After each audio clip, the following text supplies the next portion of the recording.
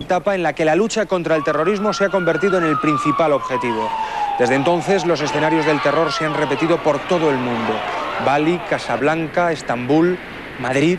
En nuestra ciudad, otro día 11, del que hoy se cumplen 6 meses, sufrimos el mayor ataque de los terroristas en suelo europeo.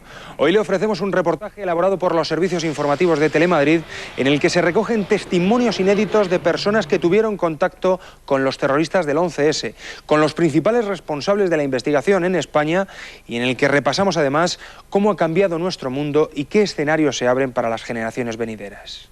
Se cumple ahora el tercer aniversario de aquel fatídico 11 de septiembre de 2001 que causó la muerte de mi hija Silvia y de su marido John en una de las Torres Gemelas de Nueva York. En aquel 11 de septiembre de 2001 el terrorismo llevó a cabo en 3 lugares distintos del este de los Estados Unidos el mayor desafío al mundo occidental. Para los familiares de las 3.000 víctimas mortales que causaron los terroristas han sido 3 duros años. También se cumplen ahora 6 meses del no menos fatídico 11 de marzo de 2004, en que el terrorismo causó casi 200 víctimas mortales y varios miles de heridos en otros 3 lugares, esta vez en Madrid. El mundo volvió a conmocionarse y con razón. Mi primer pensamiento fue para los familiares de las nuevas víctimas mortales y para todos los heridos.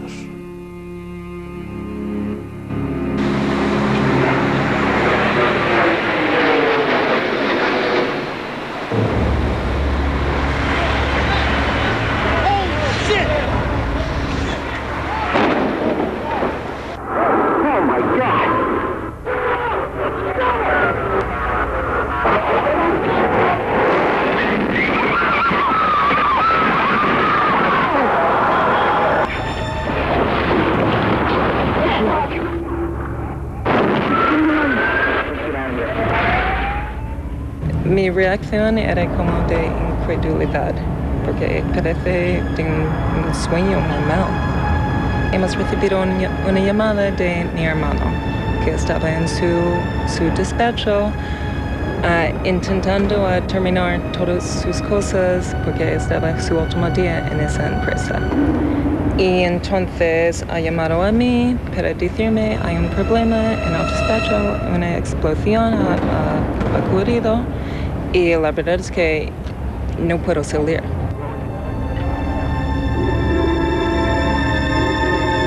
Desde donde yo estaba no se notaba nada, ¿no? Era como una tranquilidad absoluta. Ya al coger un Lexington Avenue, una avenida muy grande, ya se veía el humo y entonces ya ahí me lo creí, empecé a creerme. Ya al llegar al hotel habían puesto una televisión en el hall para ver la noticia. Luego ya salí a la calle, había quedado con un amigo, entonces salí y la ciudad era un caos. ¿Sabes? El tráfico estaba cortado, solo pasaban ambulancias, coches de bomberos, policía, y la gente era como perdida, como sin saber a dónde ir, gente que hablaba por móviles y se ponía a llorar. Entonces era una situación muy caótica.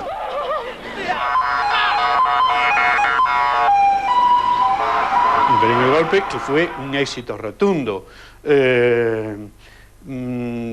Proponerse 4 objetivos y conseguir 3 es tácticamente un éxito enorme.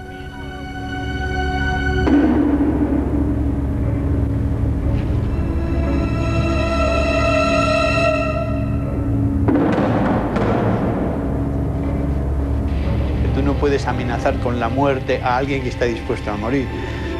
Es una primera batalla de una guerra que será muy larga por ambas partes.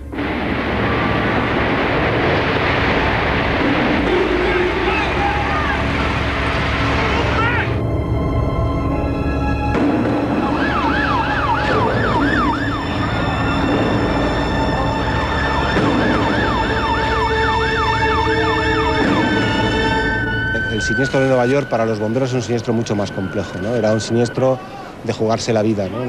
Estás viendo el fuego, estás viendo la gente por encima, estás intentando pasar. Es una situación terrible, ¿no? De hecho, murieron muchísimos bomberos por lo mismo, ¿no? Porque hay un momento en que debes decidir si arriesgas tu vida para salvar otra, ¿no? We've seen a lot of people. We've also seen...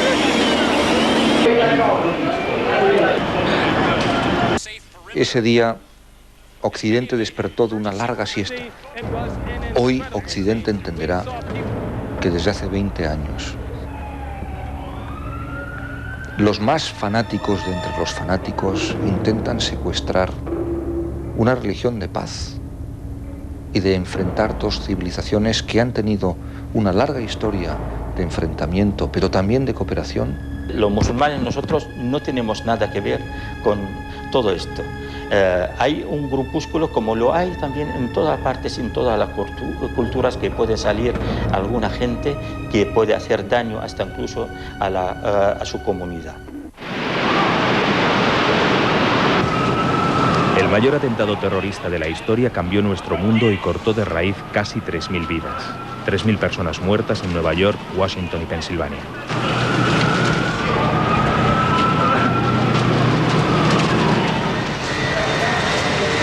José Luis Sampío perdió ese día a su hija Silvia, a su yerno John y al que hubiera sido su primer nieto.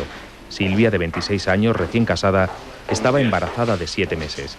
Trabajaba en el piso 92 de la Torre Norte, justo debajo de donde se estrelló el primer avión. Es incomprensible, porque además uno piensa que esas cosas no le ocurren a uno, sino que siempre ocurren a otros, en otro sitio, etc. Pero no, esas cosas ocurren y le ocurren a uno. ¿Y por qué? Bueno, pues estaba escrito que tenía que ser así. Es decir, los terroristas, por su propia naturaleza, buscan hacer el más daño posible. Y en este caso, indudablemente que lo consiguieron. Sampío, abogado de un importante bufete, ha encontrado en la ayuda a los más desfavorecidos la forma de superar la pérdida de su hija.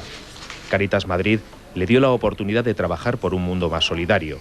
Su fe religiosa le permite decir que la muerte, ni siquiera la de una hija, no tiene la última palabra y que ni Dios ni Alá tienen nada que ver con esto. El hecho, yo creo, de alguna forma, de ser una desgracia tan grande, afectando a tantas gentes, de alguna forma te hacía reconocer la impotencia y no podías casi rebelarte. Sampío solo culpa de la muerte de su hija a los asesinos fanáticos que la planearon y ejecutaron. Unos días después del atentado, sobre las ruinas de las Torres Gemelas, tuvo ocasión de poner a prueba su teoría de cómo cristianos y musulmanes estamos unidos por la tragedia. Entré en una peluquería de la avenida Lexington a cortarme el pelo y me dirigí a un peluquero cuya apariencia física era musulmán y efectivamente se llama Mohamed no sé qué. Y este hombre me cortó el pelo, me reconoció por mis signos externos, llevaba un distintivo que nos habían dado con la foto de nuestra hija, es decir, se sabía por mis signos externos que yo era el padre de una víctima. Y cuando terminé, pues le di la mano para despedirme. Y yo creo que para este hombre la mejor propina que le pude dar yo en esa situación fue precisamente él decirle: no, tú eres uno más, tú eres igual que yo, no tengas preocupación por ser árabe. Todos conocemos al culpable. Osama Bin Laden no tuvo ningún reparo en asumir la autoría de la masacre. El millonario saudí, antiguo aliado de Estados Unidos, ya era considerado entonces la mayor amenaza para el equilibrio mundial. Se ha creado un híbrido de mito y de monstruo que por unas partes a unos seres fascina y a otros seres aterroriza, ¿no? Entonces, como digo, este tiene mucho gancho mediático dentro del contexto de la perversión. Bin Laden fundó su imperio terrorista, Al-Qaeda, en 1989, con el ejército de muyahidines que había entrenado en Afganistán. En menos de una década, lidera una organización que es una verdadera internacional del terror y que lucha contra todos quienes considera que se apartan de su interpretación del Corán, regímenes islámicos incluidos.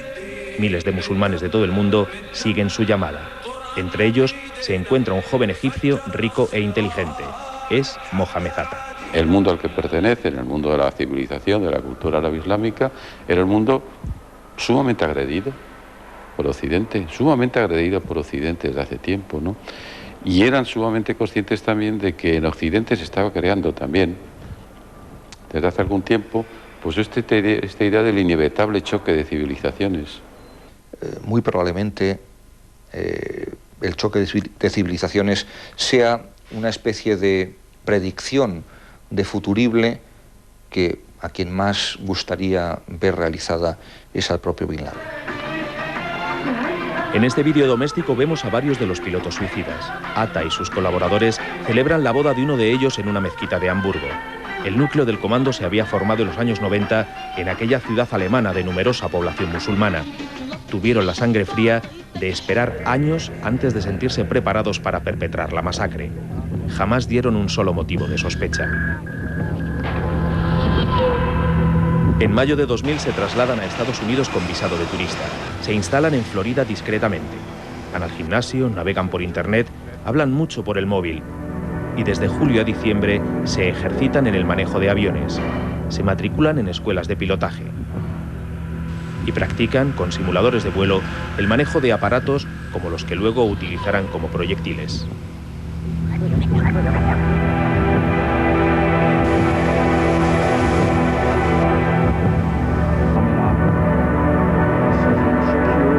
Esta es la última imagen de Mohamed Atta en el vestíbulo del aeropuerto Logan de Boston, minutos antes de secuestrar el avión que estrellará contra las Torres Gemelas de Nueva York. Pero la fecha del 11S se decidió en España. Las fuerzas de seguridad descubrieron después que los terroristas pensaron reunirse en Malasia, pero nuestro país les ofreció una mejor oportunidad. Su misión fundamental en España era ultimar los detalles de la preparación de los atentados del 11S. Fundamentalmente coordinar las últimas acciones de los comandos y participar esa información a la cúpula de la red terrorista Al-Qaeda, que urgía que se realizase el atentado lo antes posible, dado que la mayoría de los suicidas ya estaban en suelo estadounidense. 8 semanas antes de los atentados, un joven egipcio, educado y bien vestido, llega a Barajas desde Miami. No despierta sospechas, aunque deambula 5 horas por la terminal, desde donde envía varios mensajes por correo electrónico. La mirada fría de Mohamed Atta no la ha olvidado la encargada de la agencia de viajes Aira, que en el mismo vestíbulo del aeropuerto le formaliza una reserva para el hotel que entonces se llamaba Diana Cazadora, el más cercano. Le sigue otro ciudadano árabe. Atta se registra utilizando un alias y paga en metálico. La recepcionista les entrega las llaves de las habitaciones 109 y 111. Después de 3 años, por primera vez, recuerda ante una cámara aquel momento, aún con la precaución de ocultar su rostro. Hablaron español porque uno de ellos hablaba español. Le dimos la habitación, me dejaron su pasaporte. Le dije cómo iban a pagar. Uno me pagó con American Express, el otro señor pagó al contado. Fueron súper amables, muy corteses, excepto en un momento que hablaron entre ellos en su idioma. Y nada más, luego yo les di la llave, pagamos la habitación y se subieron tranquilamente. Al rato pidieron algún sitio para ir a cenar y se les acercó al Hotel Diana con la furgoneta. Al día siguiente, Atta vuelve al aeropuerto, alquila un coche y viaja hacia Tarragona. A esa hora, Ramzi Ben Al-Shib está a punto de aterrizar en el aeropuerto de Reus. Ben Al-Shib intervino, como he dicho antes, toda la parte logística, tanto para los envíos de dinero y recepción de dinero y posterior envío a Estados Unidos a los suicidas, como también la obtención de documentación falsificada para la posterior huida de los integrantes de la célula. Ben Al-Shib, antiguo compañero de Atta en Hamburgo, viaja junto a otro de los pilotos suicidas. Se alojan en el Hotel Mónica de Salou. Al día siguiente, ambos desaparecen. Es de las pocas lagunas que ofrece su paso por España. Las fuerzas antiterroristas creen que celebraron una reunión en el domicilio particular de un colaborador. Su rastro reaparece 3 días después. Uno de ellos se deja ver en PortAventura. Ben Al-Shib regresa a su base en Hamburgo. Atta, antes de volar hacia Miami, se aloja en el Hotel Mont-Saint. Se registra y ocupa su última habitación en España. Hoy, de los 23 testigos interrogados por la Guardia Civil, ninguno ha podido acreditar que viera juntos a Atta y a su lugarteniente. Solo 8 días antes de que el primer avión se estrelle contra las torres de Nueva York, Ben Al-Shib regresa a Madrid. Se aloja en este hotel de la calle Carretas. La policía cree que aquí prepara una ruta de huida muy segura. Necesita un pasaporte falso y en España dispone de una amplia red de colaboradores. Algunos están entre los mejores falsificadores de Europa. 2 días después, compra un billete barato en esta agencia de la Plaza de Callao, hoy en ruinas, y vuela rumbo a Dubái. El 8 de septiembre, el único hombre que conoce la fecha del atentado, además de Mohamed Atta, ha dado esquinazo a la policía. Un año después, será detenido en Pakistán. La cuestión es averiguar con quién estuvo Mohamed Atta aquí. Eso no se sabe. ¿Cuál es la sospecha? La sospecha es que gracias a las células de apoyo logístico que había en España, que hasta ese momento se estaban dedicando a duplicación de tarjetas, pequeñas estafas con esas tarjetas, falsificación de documentos, pues se supone que obtuvieron documentos de identidad falsificada, fundamentalmente pasaportes, para poder colaborar, o sea, para poder hacer los atentados. Pues porque España es un país que ha jugado ese papel de zona de retaguardia, donde hasta ese momento no se han practicado detenciones, es decir, es una zona donde esta gente se siente relativamente segura. Las primeras detenciones tras el 11 de septiembre tendrán lugar precisamente en nuestro país. Las fuerzas de seguridad habían acumulado cuantiosa información sobre las redes integristas. El juez Garzón apunta directamente al grupo de este hombre, Imad Eddin Barakat Yarkas, apodado Abu Dada, sirio de 40 años, casado con una madrileña. De él destaca su afición a los viajes. Gran Bretaña, Turquía, Bélgica, Dinamarca, Indonesia, Malasia, Suecia, Jordania. La policía le ha seguido y ha comprobado su contacto con decenas de personas vinculadas a Al-Qaeda.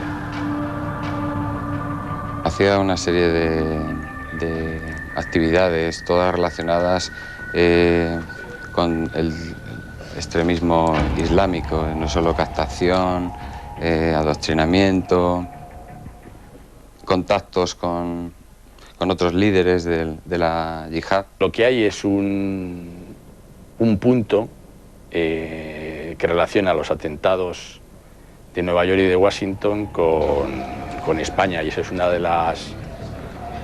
agenda de teléfonos que encuentran en el domicilio de Hamburgo, donde han residido durante un tiempo varios de los autores materiales de los atentados, entre ellos Mohamed Atta, y en esa agenda figura un teléfono de un domicilio de Fuenlabrada en la que vive un viejo conocido de la policía española, que es Imad Eddin Barakat Yarkas, Abu Dada. Se ve a través de conversaciones, ¿no? Hay una famosa conversación que está grabada por orden del juez Garzón, en la que algunos de los que hoy día están metidos en España por el 11S hablan de que van a estrangular el pájaro, hablan de que han tomado cursos de aviación, y eran unas conversaciones que habían sido grabadas antes del 11 de septiembre.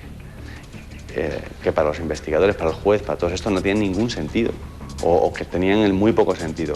Claro, cuando ves que estrellan 2 aviones contra las Torres Gemelas y está el avión de Washington y luego el 4.º avión de Pensilvania, pues todo eso empieza a cobrar un cierto sentido. Garzón acusa a Barakat, Abu Dada, por su participación en tantos asesinatos como víctimas hubo el 11 de septiembre. Junto a él procesa a Osama Bin Laden y a otros 34 presuntos miembros y colaboradores de Al-Qaeda. Una docena de ellos han sido detenidos en España. Abu Dada era bien conocido en esta mezquita, la más antigua de Madrid. La policía asegura que dirigía los llamados soldados de Alá. Los autores de la matanza de Nueva York recibieron una llamada de teléfono efectuada desde muy cerca de aquí. Pero los fieles de la oración del viernes se muestran hoy más preocupados por su trabajo o por el colegio de sus hijos. Nadie se reconoce en esos radicales, ni acepta tampoco el término terrorismo islámico. Es simplemente terrorismo. Mismamente hay terrorismo que hecho por cristianos, por judíos, por musulmanes, son todos terroristas. O sea, lo que han hecho son actos asesinos que no caben atribuirlos a ninguna religión. Independientemente de los términos que se usan en los medios de comunicación, el Islam desde su nacimiento eligió esta postura moderada, esta postura de equilibrio humano a nivel personal y a nivel colectivo. El imán Riayat Atari, de origen sirio, es un hombre respetado dentro y fuera de estos muros, un líder religioso que valora la madurez que han demostrado los españoles frente al terrorismo. Más allá de lo previsible, cree que los atentados han permitido reforzar la solidaridad entre musulmanes y cristianos. Antes daban la espalda unos a otros, pero ahora no. Preguntaban, se acercaban unos a otros, participaban de cerca. Antes tenía podemos llamarlo, una lejanía, pero a veces intencionada, a veces pasiva, simplemente. Ahora no. Esto es lo que llamaría yo la recuperación de la solidaridad. Sean, it's me. I just wanted to let you know I love you, and I'm stuck in this building in New York. A plane hit the building or a bomb went off, we don't know, but there's lots of smoke, and we just wanted you to know that I love you always.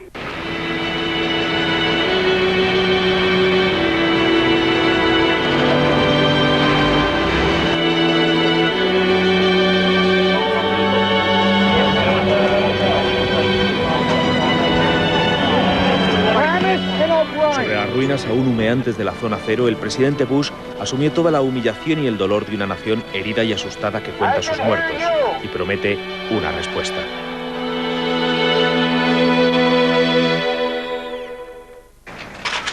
Make no mistake, the United States will hunt down and punish those responsible for these cowardly acts.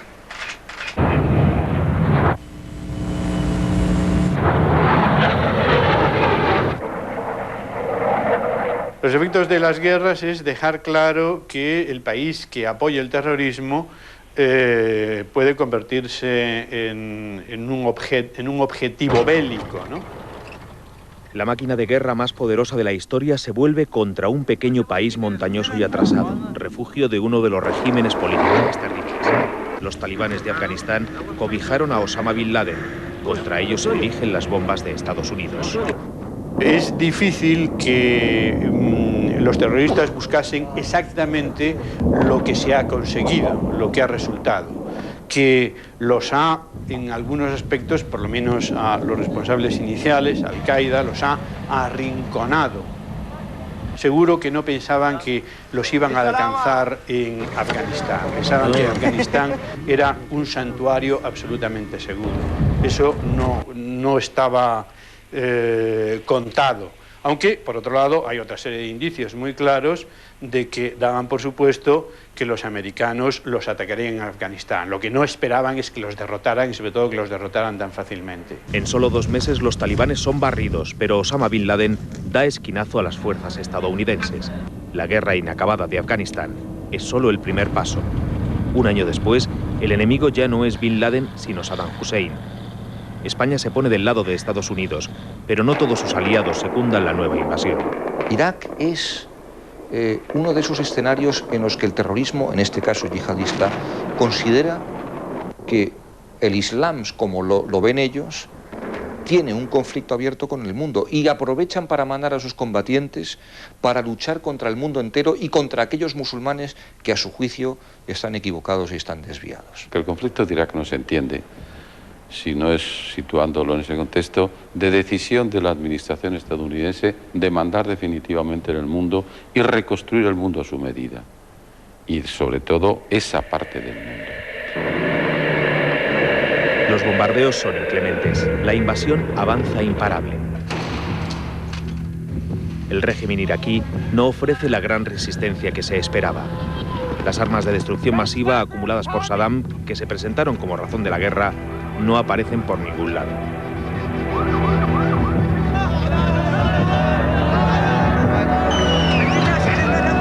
En pocas semanas de lucha, el dictador es derrocado.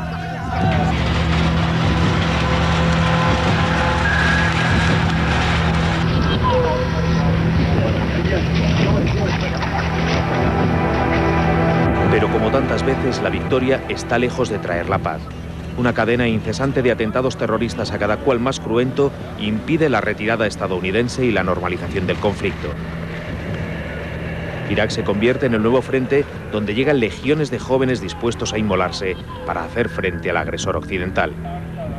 Desde su escondite, Osama Bin Laden da la orden de atacar en todo el mundo.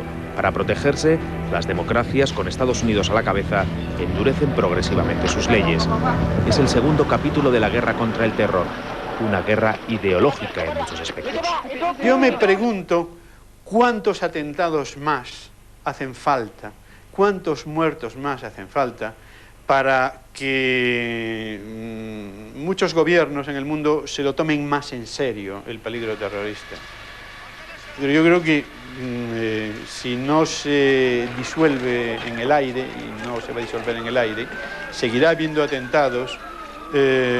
Esos atentados tratarán de superar el anterior, ¿no? Tratarán de ser todo lo maxi atentados que sea posible, y eso irá... Esa realidad, seremos aniquilados de la tierra. La reflexión sobre la necesidad de que debemos trabajar todos ahora a favor de la libertad y la justicia. Son valores, a lo mejor pueden aplicarse en alguna parte, pero ahora son necesarios para el mundo entero. Quieren que hagamos una guerra de religión, cuando musulmán moderado, occidental moderado, humano moderado que no tenga religión, son aliados naturales contra los riesgos del siglo XXI, que son los mismos para todos. No hay que bajar la guardia y hay que acostumbrarse a la idea de que efectivamente esto vivirá con nosotros posiblemente decenios. Decenios, en plural. 3 años después, Nueva York recobra su pulso. La vitalidad de la metrópoli se impone. La enorme cicatriz que sobre la piel de la ciudad dejaron las torres derrumbadas queda cubierta. La herida en el corazón de América aún duele. Arropada en su bandera, se ha preparado para un combate que compromete a toda la humanidad durante toda una generación.